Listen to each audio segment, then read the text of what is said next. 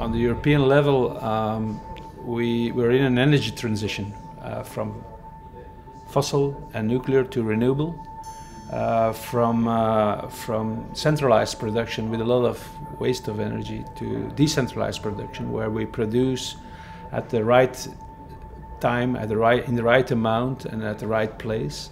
And from wasting energy, nuclear power plants waste 70%, to rational energy use. And the citizen, he will pay for this transition, whether he chooses or not. So in fact we have the choice between being a lemon, being squeezed out, or we can choose to act ourselves and to organize ourselves in renewable energy cooperatives. And so that when there is some profit made, that this profit goes back to the citizens.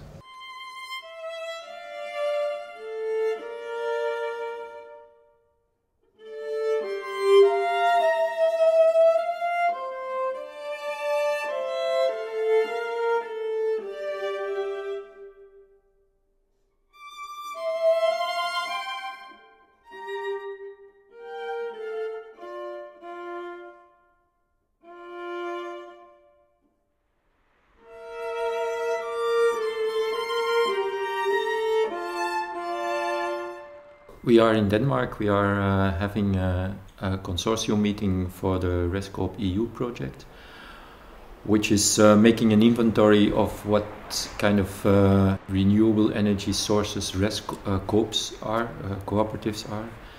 And actually we are writing in capitals the RES and in small letters the coop, but basically the cooperative aspect is really very important in the whole project. We are always talking about citizen cooperatives who invest directly into production installations or into energy savings.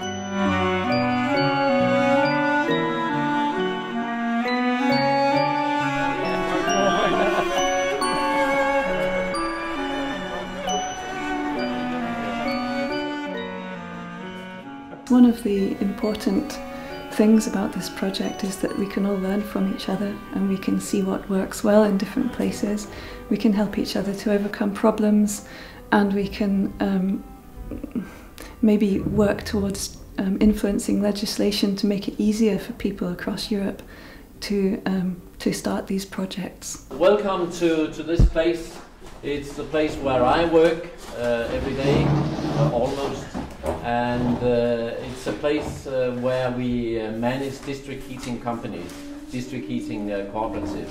Energy for All did the due diligence on the site to make sure that they were viable as a cooperative, and then we formed a cooperative with some local people, some of the landowners.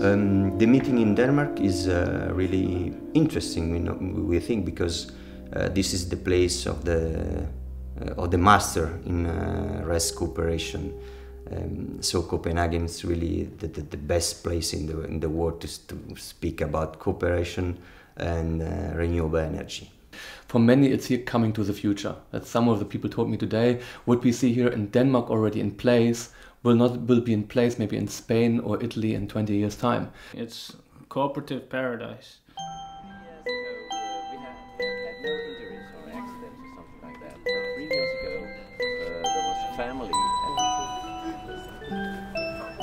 Middelgrund offshore wind turbine farm is owned by a cooperative, and we have 8,800 shareholders. We established the wind cooperative in 1990. It was the first time ever in Denmark that we had a cooperative working on offshore wind. And you know, we actually were the pioneers on offshore wind in a giant format.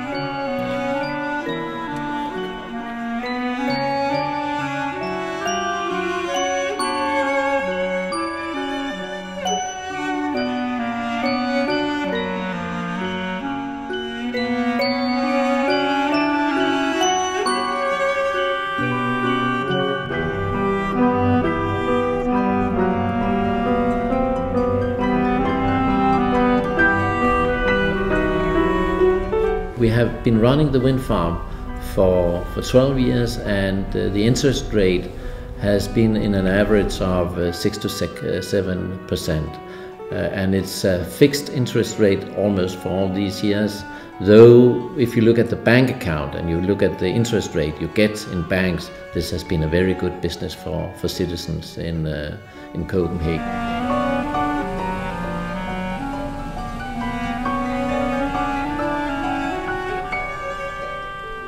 There's an amazing amount of beautiful projects in Europe, but the main problem of these cooperatives is that they focus on their members. So you don't have commercials on televisions explaining how great these corporations are, because they don't need to. They already have their members, and that's the contradiction in this project. We need to show that this is an amazing form of developing renewable energy. Cooperatives already today are owned by more than 100 million people in Europe. It's a worldwide movement of 1 billion people, so I think we are a large majority. It's just that a lot of people are not aware of it yet. 1.2 kilometers away from wind turbines you have housing areas, and it has been remarked by the government that we were able to construct wind turbines in a distance like 1.2 kilometers away from housing areas. If you look further to the left, you'll see the big central power plant, and it's owned by Dong Energy, or Goldman Sachs as it's called now. No, it's still 60% owned by the Danish state. For the German people, Denmark is a really, really, really big example in becoming a clean energy country. And we have a lot of problems to install windmills, for example. So when we are hearing from Denmark that the windmills are owned by people and that they are not far from their backyard, yeah, it's a big example. Most of people can see the link between social and environmental problems, and there is the same solution to that, to invent a new model.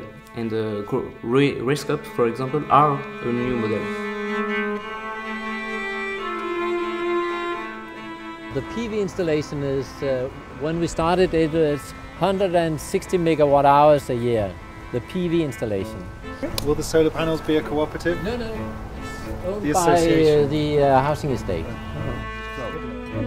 So we have small kings everywhere.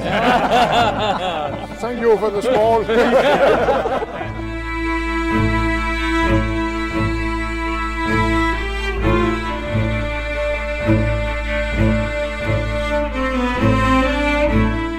So the important thing about cooperatives, I think, that really makes them important is the way they bring people together within a community. Our communities have just become very passive, very expectant users of, or consumers of electricity, of everything really, food, and they don't really get too involved in the businesses that provide them those services. We are really looking into how do we involve citizens into their energy future. Then it helps them to be a lot more conscious of the environment. It helps them to reduce their carbon emissions. We believe the real transformation is when the citizens feel they have power to say something, to feel involved in this challenge. We have to make a really, really big energy transition, and that can't be done by the old utilities. That must be done by citizens. We are here in an energy transition, which is a social and political revolution. We are democratizing that part of the economy. Here we know that Denmark is a big CO2 sinner altogether, but we also know that everyone can take some responsibility and change things. So many of the things we do when it has to do with the environment and the climate will engage people.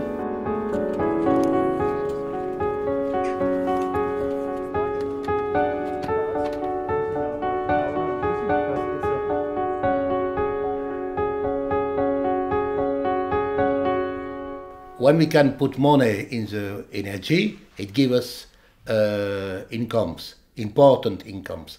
And so we can inject that money in other projects. Huh? Because education, you have no profit in education. It costs money. So how can we help that sector? Huh? If we just use the money of the shareholders to do electricity, for me it's nonsense, because if we do like this, I'm just a fund of investment, not more. Cooperative movement is always non-political, which makes them directly very political. I sometimes say in each of us there is a little devil, it's a little capitalist sitting on one shoulder, and at the other shoulder there's the cooperative angel talking about other things. So when there are hard times, there is an economical or social crisis, people have the natural urge to come together and work together. Well, that's this side. When there is abundance and there is wealth and you don't need the others, well, then the small capitalistic devil is getting bigger. And then your shoulder goes like this. The members of a COOP is not a shareholder of a business. That's really a big difference. So I really appreciate the opportunity, and I don't know when, within the REScoop project, to look carefully at this side. In English, we better use cooperative. Huh? Yeah. But because cooperation is close to corporation. Yeah. You could have a cooperative that's been set up purely by the community to do good things within that community, to create a social benefit in that community, and the profits to members aren't that important. So, you know, we're using the term co-op, but it's actually very, very broad, and you can apply the principles of cooperation to both those extremes. The essential is, what is it? You know, what makes you different from just a normal energy company? And I think there's a real debate necessary on that. Cooperative, we like to share the value, and we are not going for the money. Economic value, you mean? The real value, the real life value. You could value everything if you want, but to give a value in money only, that's narrowing the interest you have in the real value. Yeah, exactly. Yeah? To be member of a COOP is... That's already a value. Yeah? And it costs you nothing. Yeah.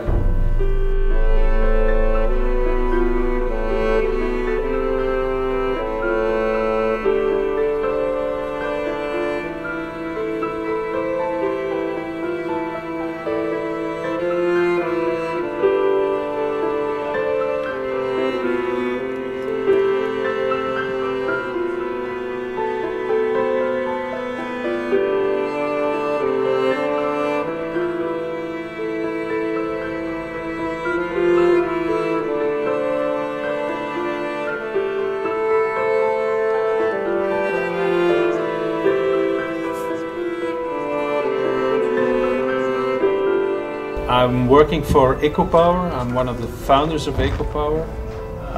We were founded already in 1991. We now have 50,000 members from all over Flanders. And what is special about EcoPower, we don't only invest in production, in wind energy, solar panels, biomass, but we also are a supplier of electricity.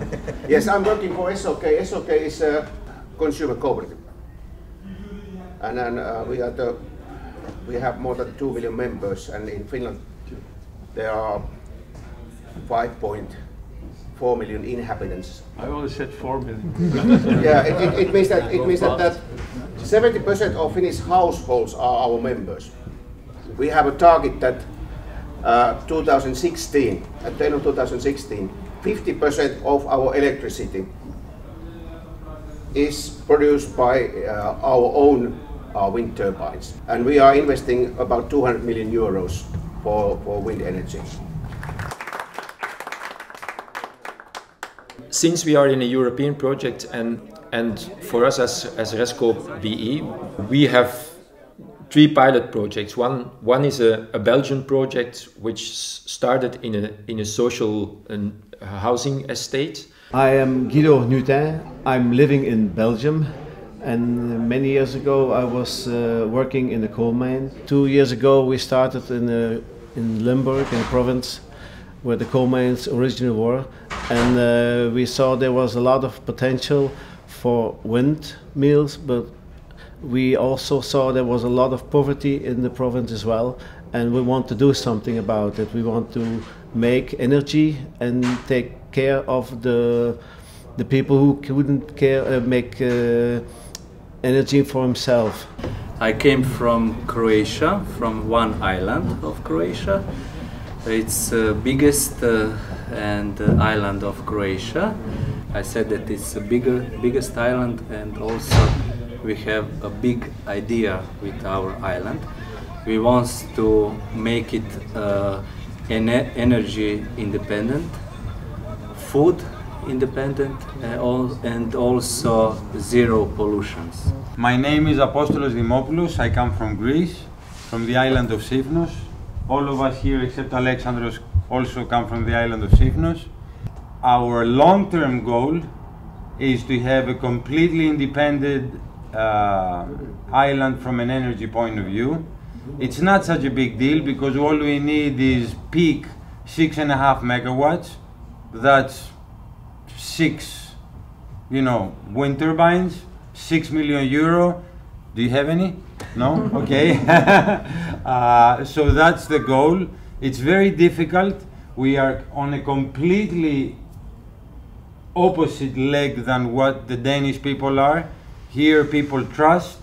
In Greece people don't trust. We don't trust each other. We don't trust anybody. We have good reason not to. But you probably know about that. So that's our biggest problem, because when we're talking about a cooperative, the idea is to get all the people of the island together, and we need very good PR.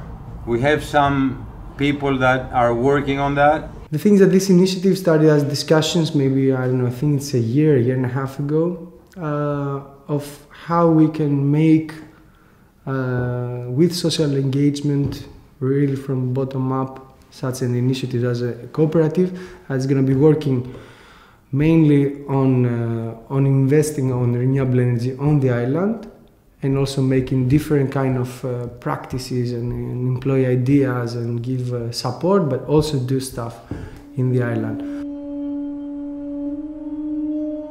We bring people from the pilot projects to places where they can see technologies. And Copenhagen and Bornholm are an excellent place then, because you can see the whole bunch of technologies. Of course, comparisons came into mind between the two islands. There is no comparison.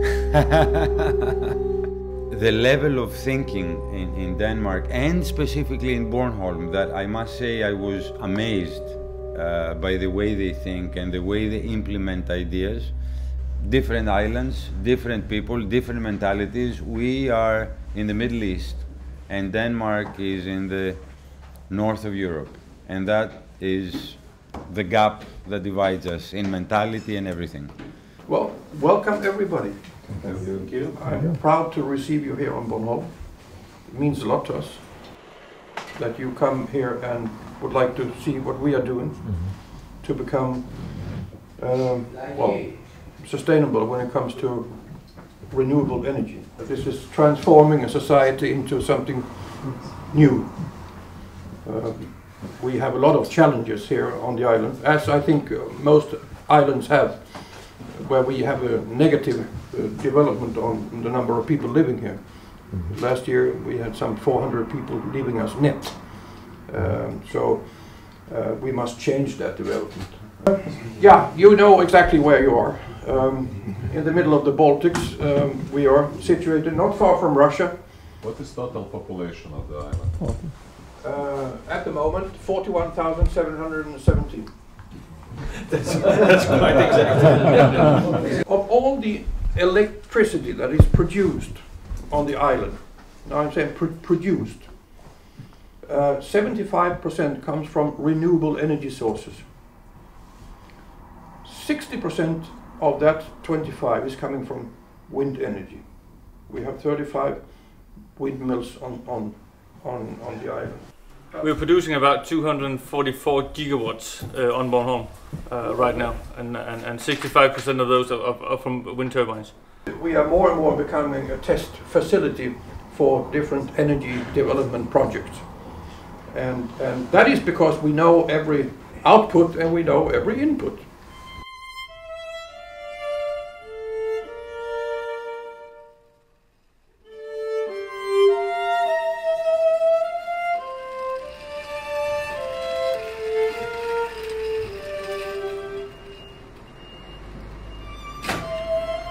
BOFA being an abbreviation for Waste Management Bornholm. We want everyone in the young generation, everyone who's been raised on this island, to come and visit us 3 times during their youth. We give them a presentation specially geared towards their age group about the environment and about the environmental needs of our island and of our community.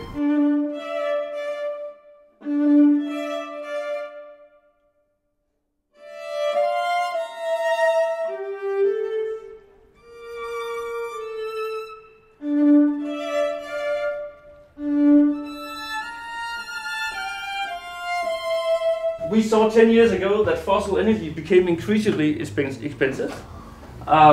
We had to do something to convert our production. At that time, we were actually more or less 100% carbon fueled on Bornholm. We also saw that renewable energy was a political demand. Our politicians just made the demand, we have to do something else or in the green way. And also the story we wanted to tell about Bornholm was the right one. We are a society, we are based on tourism. We have a lot of tourists coming to Bornholm and enjoying the good weather, the good climate, the nice beaches. But having a production unit down in the harbor spitting out black gas and fumes, it doesn't correspond with the story we wanted to tell eventually. In the island of Sifnos, that we have also a guy working for the PPC, you know, it's just centralized, controlled by them, no options for anyone else, municipal level, cooperative level, no one. So one of the challenges that we're facing as a cooperative is, first of all, how to sit down on a table with PPC and coordinate some actions for the future in the idea that, okay, we entered in the game, you know, we do what you're supposed to do because we hopefully do it better and more democratic and everything. But having a transition is not only a matter of technology. It has politics inside, it has participation. Yeah, we are owned by the municipalities. But still, our municipality made target setting in terms of energy which are quite steeper than Rest Denmark. We also see our inhabitants on Bornholm pushing a demand for a green society. This we have done because we have actually tried to take the discussion about the right green society. So our population are pushing for green technology.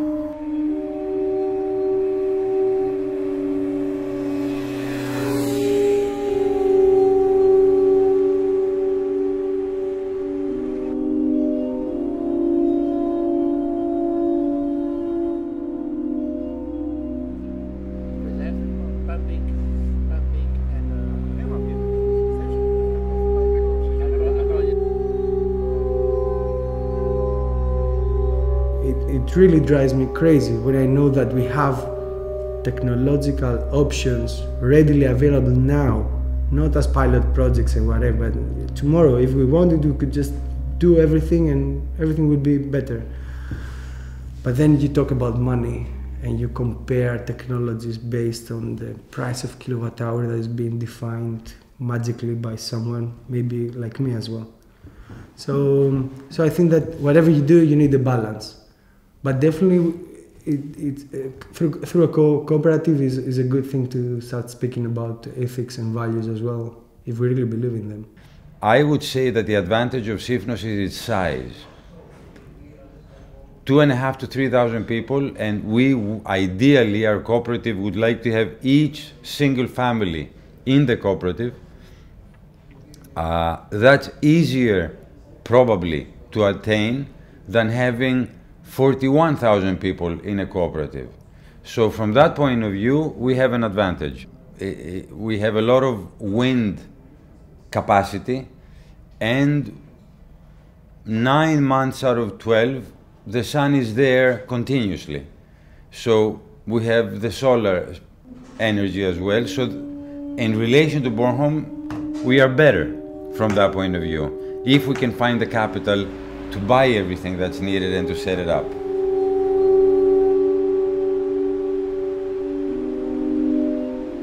Ownership at the moment is in the hands of a few. We didn't change much over the last 300 years. You know, we changed from feudal, from the landowners to the industry owners and to the industry barons, to now to the financial industry owners. But we now need to change it to people. There is a risk that people are going to do things for themselves only. So you start having the possibility technically to go all by yourselves. And then we lose all solidarity in society, because then we are going to be in our own house with our own energy supply, and the neighbor, he can drop that, I don't mind.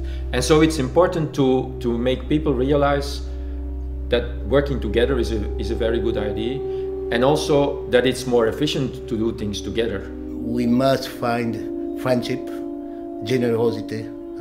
It's the most important thing in the life, and I hope Cooperative can reintroduce those values in that society. So I think that we will be in a situation where you come from a centralized energy sector to a decentralized sector, where cooperatives will be very important. So I do think in a very good future for cooperatives. My main motivation is what the Chinese are saying about the crisis. You know, the word crisis in Chinese has double meaning. One is danger and the other is opportunity. Yeah!